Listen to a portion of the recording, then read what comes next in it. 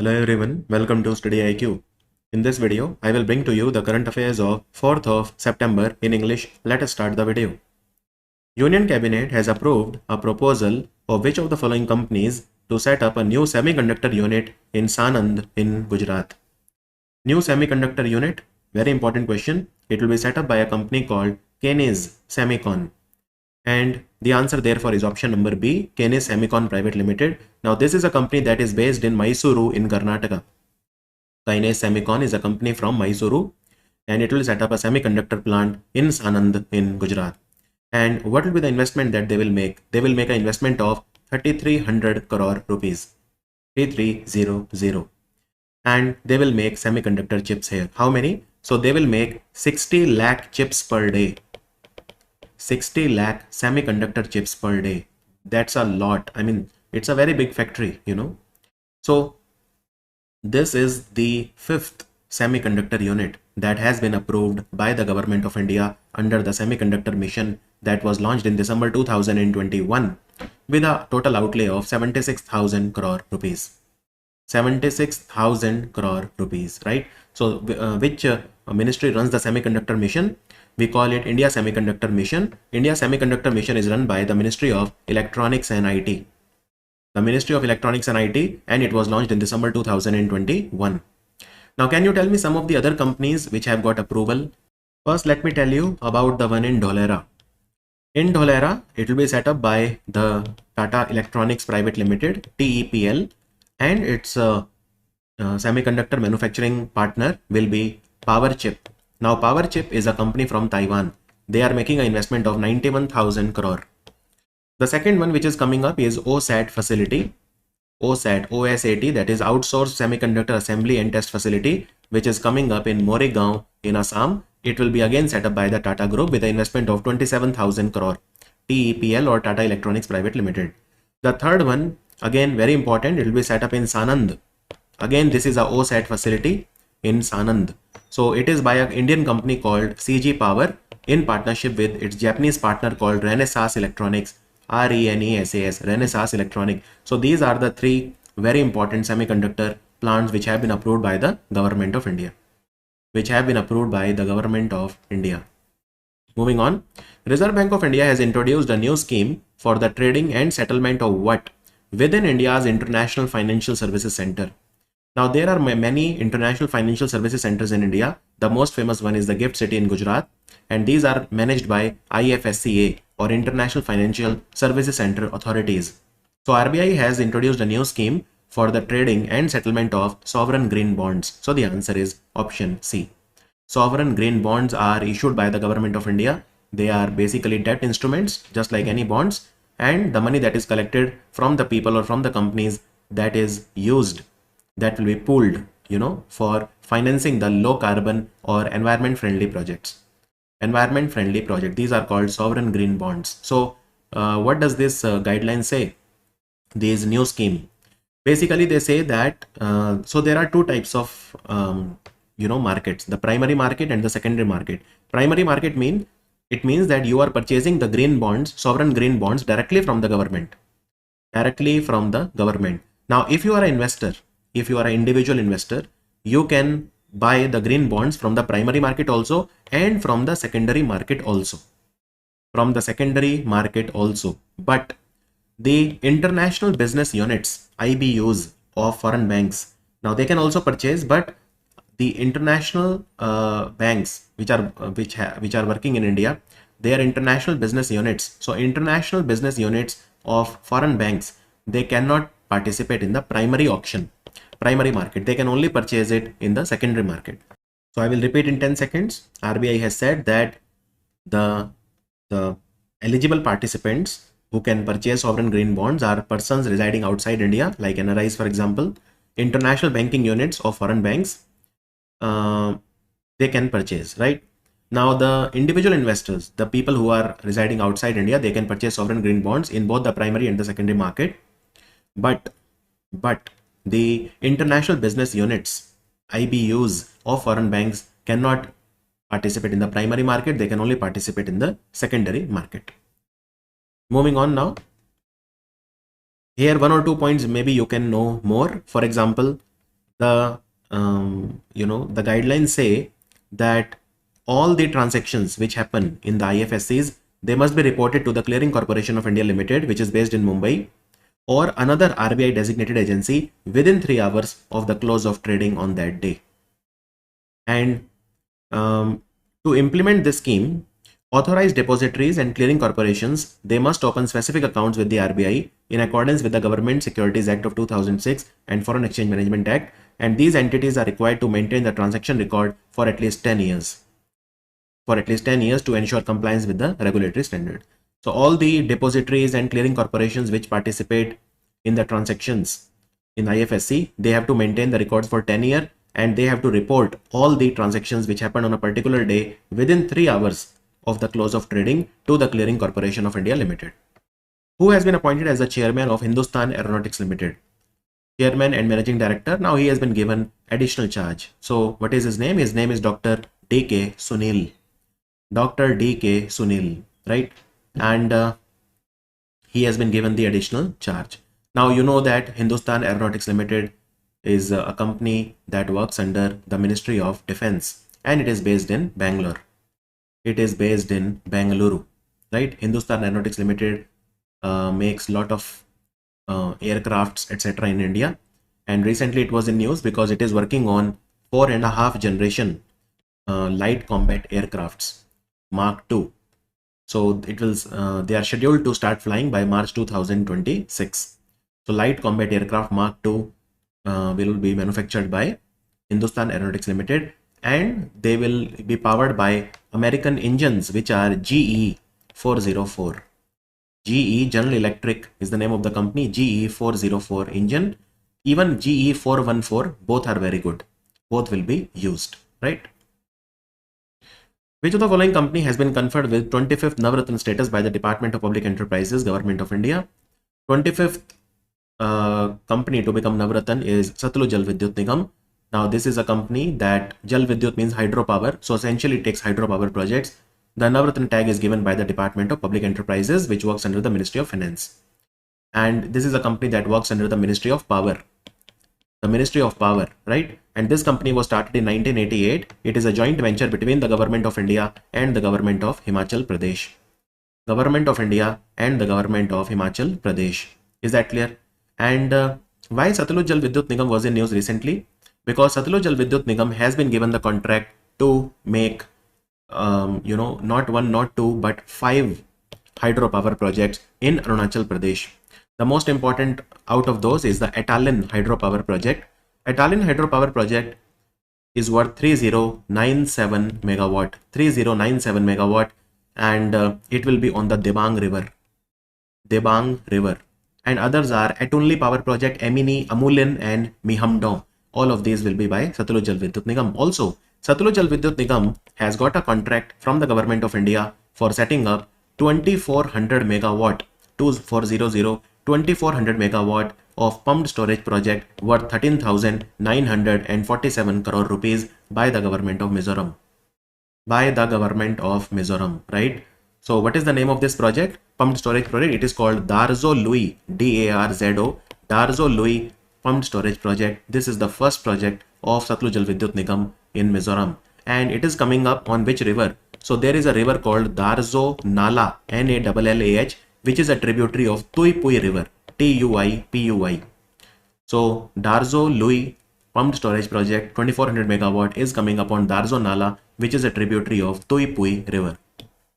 Air Quality Life Index 2024 India saw a decrease in the particulate pollution from an average of 49 microgram, 49 microgram or micron per meter cube over the last decade to 41.4 microgram per meter cube in 2022.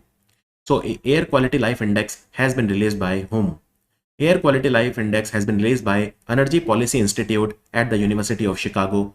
Chicago is based in Illinois in America. So the answer is option C. The answer is option C. In India, the annual PM 2.5 level is 40 microgram per meter cube. So this is more than 40% of the population. More than 40% population of India breathes the polluted air. They breathe the air where PM 2.5 level exceeds the acceptable level. So the particulate pollution is of two types, PM 2.5 and PM 10. PM 2.5 is more dangerous because the particle size is very, very less. The particle size is very, very less, and therefore it can directly penetrate your lungs.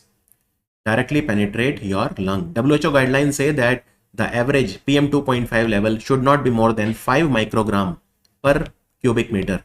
But in India, look at the average, it is 40, 8 times more. 8 times more, right? And you can see the average also. Average, yes, it has become better. Earlier it used to be 49 microgram per meter cube, but now it is, in 2022 it was 41.4 microgram per meter cube. And this is, I'm talking about PM 2.5 level. PM 2.5 level.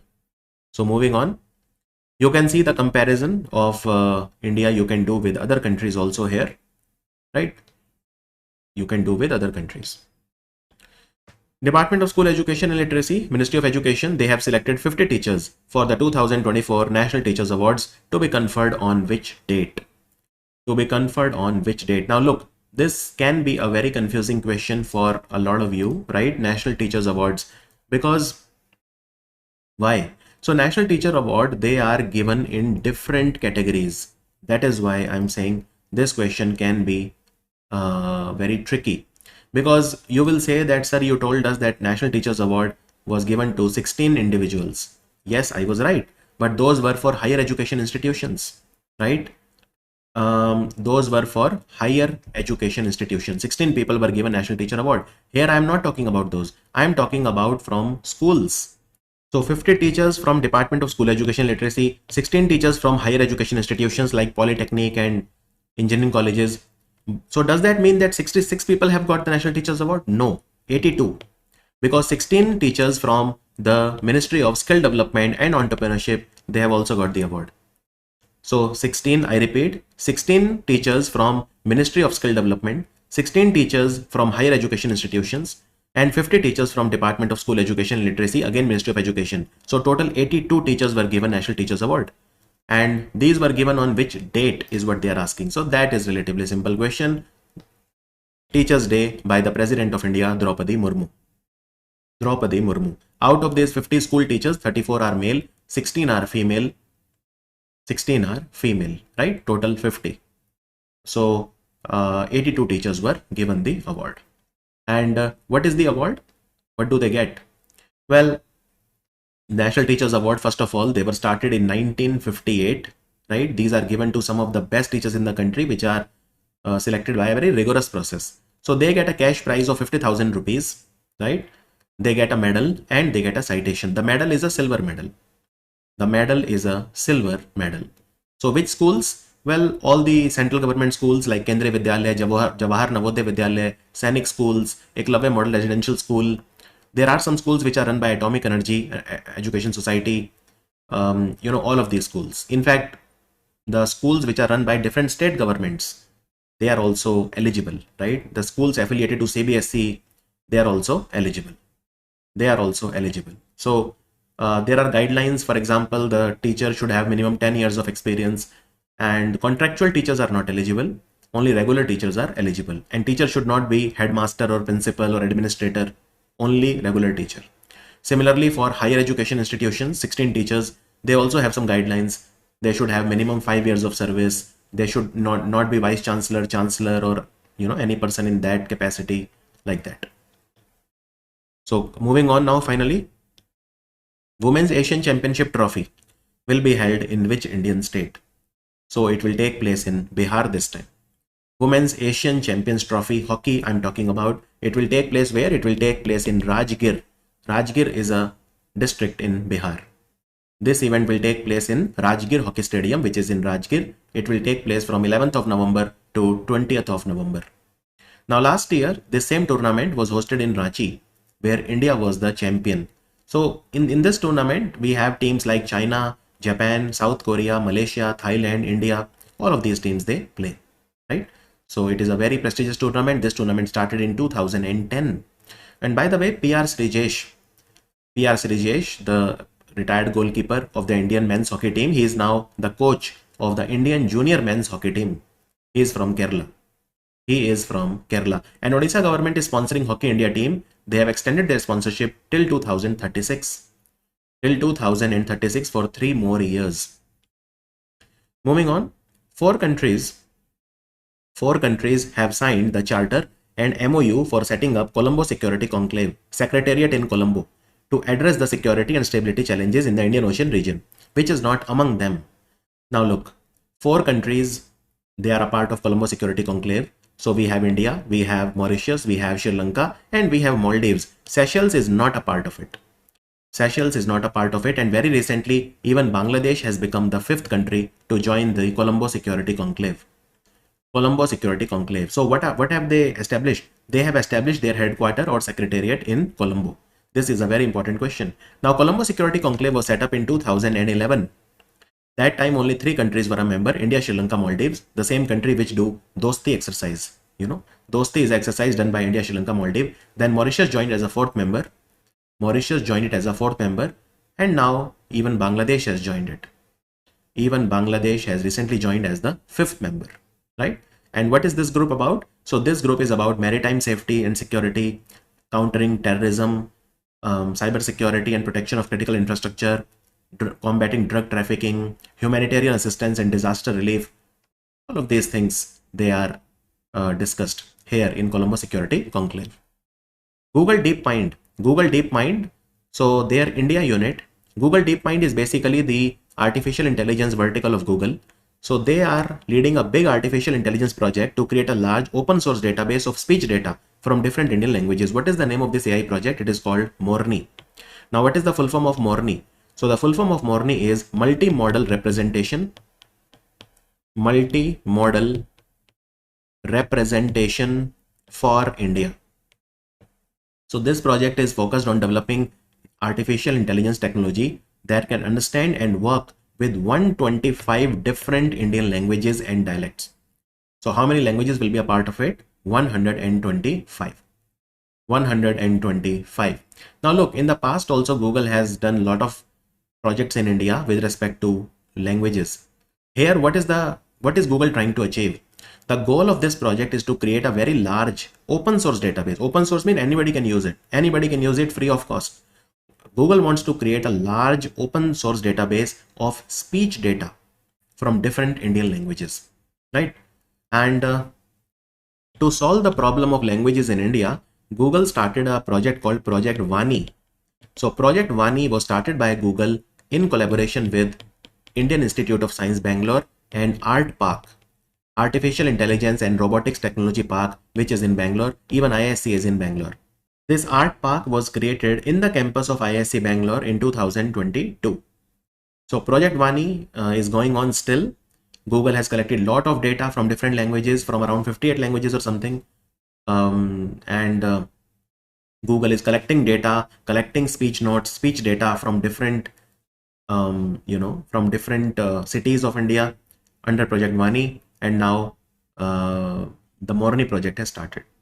Morni project is aiming much higher compared to the Vani project, right? Because it is targeting around 125 languages. So many people in India, they speak Indian languages that are not officially recognized but are still widely used. So Google wants to create a database of speech data, right? Very important. And Google DeepMind is a company that started in 2010. It is the artificial intelligence research company of Google. Which of the following company has become the first non-technology company to reach a market value of $1 trillion? So this is a company that was started by Warren Buffett, the great investor, and it is his company. It is called Berkshire Hathaway. The answer is option C. Berkshire Hathaway is a company led by Warren Buffett. It created history by becoming the first non-technology company to reach a market value of $1 trillion on 28th of August. 28th of August.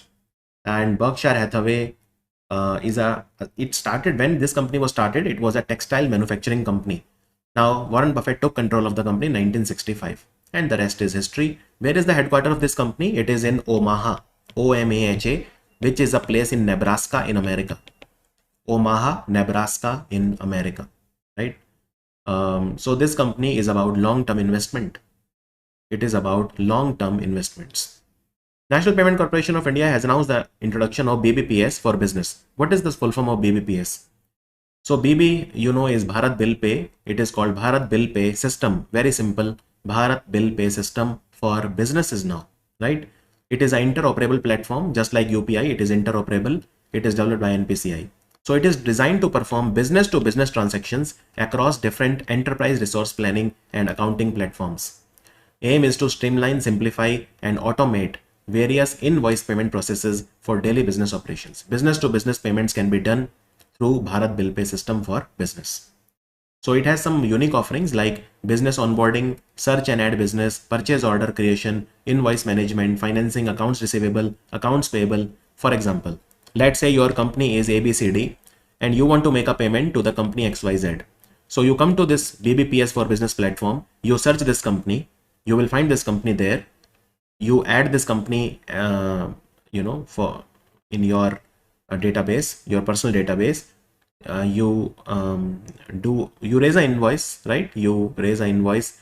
There is a purchase order creation, invoice management, financing, accounts receivables, account payable, dashboard. Everything is there. It will become incredibly easy. So you can make the payment here, and all of the data will be here. You can access any data. You can get to know all the payments that you have made in the past. All those things are there, right? So BBPS for business. And in fact, a lot of companies are already partnering with NPCI for BBPS for business platform. Like for example, there is a fintech company called Ncash, Mumbai based.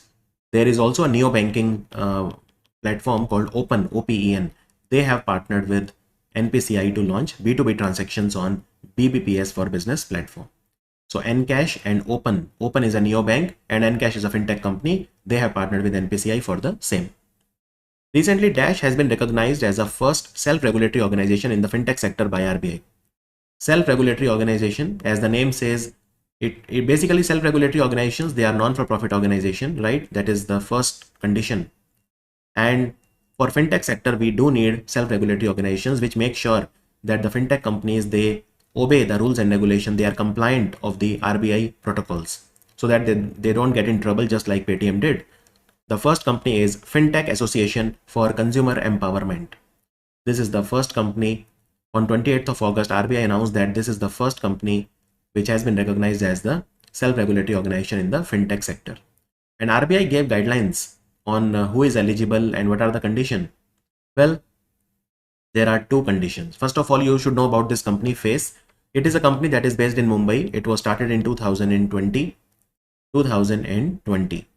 And the condition for a self-regulatory organization in the fintech sector is that the minimum net worth of the company should be 2 crore. 2 crore, right? This should be the minimum net worth of the company, 2 crore. And it should be a non-for-profit company. That is, it should be a Section 8 company under the Companies Act of 2013.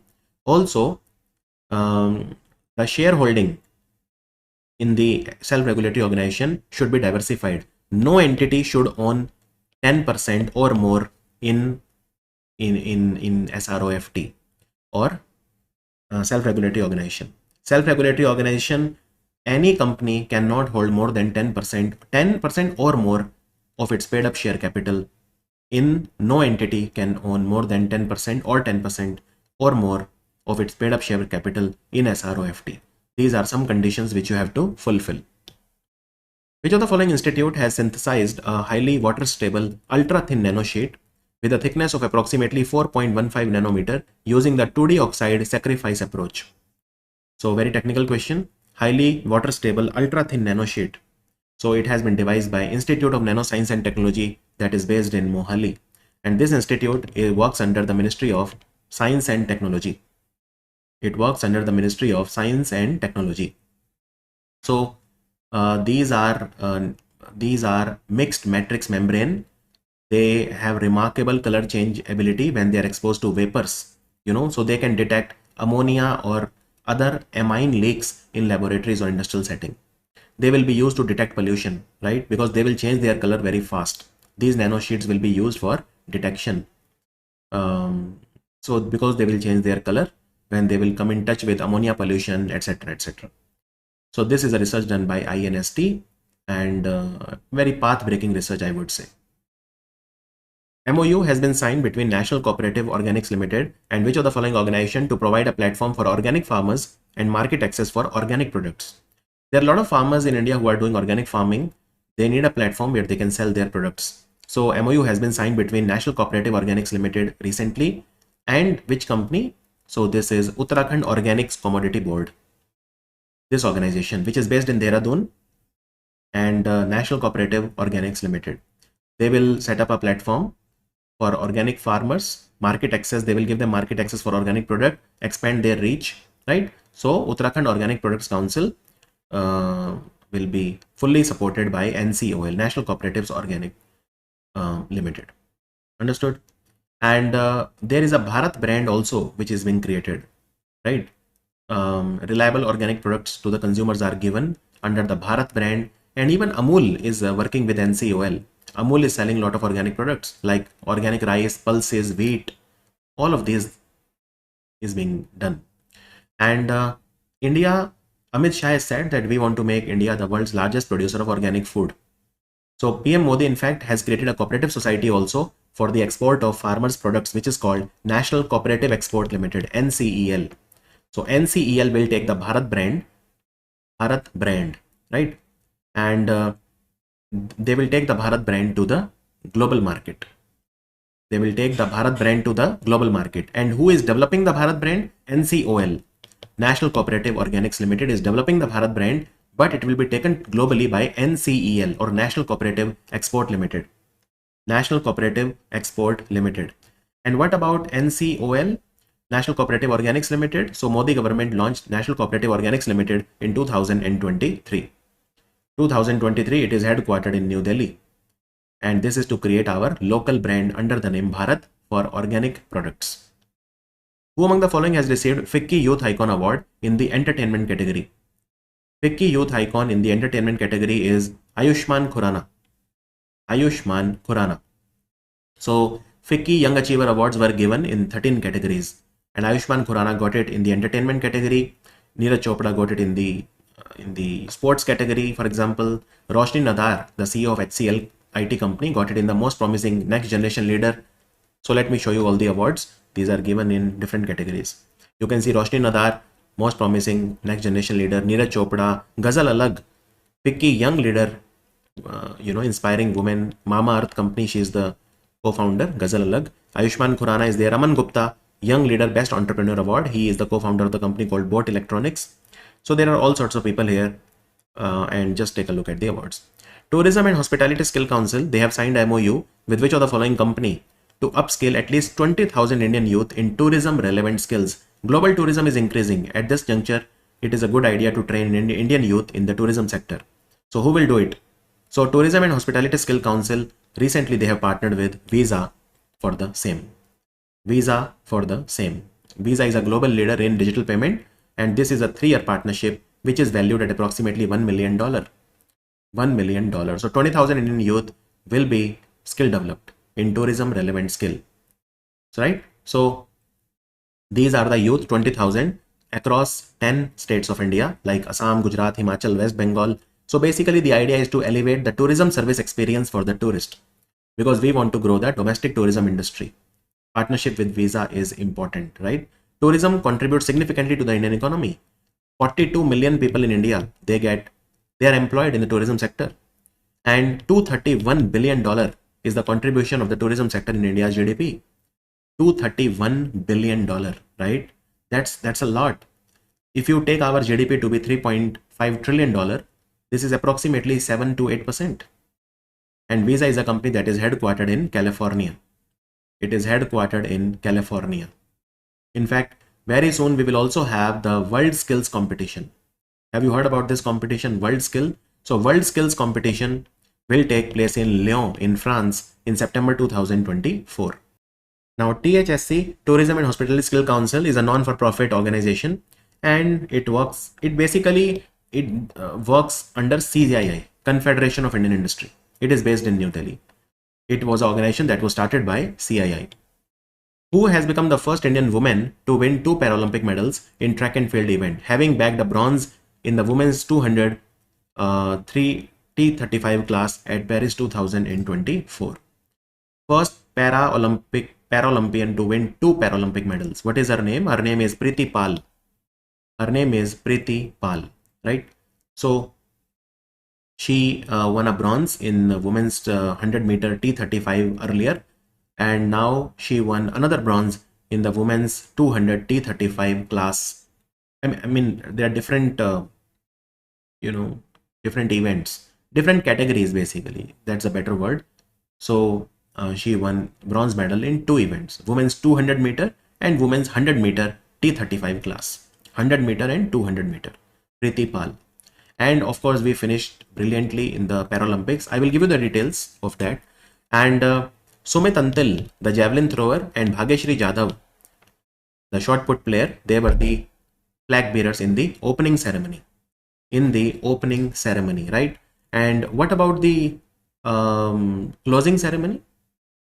Flag bearers of the Indian contingent in the closing ceremony. So Harvinder and Priti Pal was one of the flag bearers in the closing ceremony, right? And Harvinder Singh is archer. He won the gold medal. He was the flag bearer in the closing ceremony. Now, what about the medal tally in the Paralympic Games? So China topped the medal tally in the Paralympic Games, and India was a respectable 18th. India won 29 medal, 7 gold, 9 silver, and 13 bronze, total 29 medal. Which of the following company has become the world's largest data company with 8% of the global data traffic? So much data it has. It is Reliance Jio Infocom. Right? So basically, Reliance Jio, their net profit also increased, and Jio Fiber, that very high speed internet they are providing. They also have Jio TV, Jio TV, which is a bundled offering. And Reliance has recently acquired the Walt Disney, their business in India. Reliance and Viacom 18. So Reliance and Viacom 18 is also part of Reliance only. So they will have approximately 63% stake, and Disney will have approximately 37% stake in the merged company. And the merged company chairman will be Neeta Ambani. And Reliance Jio has also launched Jio Brain. Jio Brain is an artificial intelligence platform. They have launched Jio Brain. That was a video for 4th of September. I'll see you in the video 5th of September. Thank you for watching Study IQ.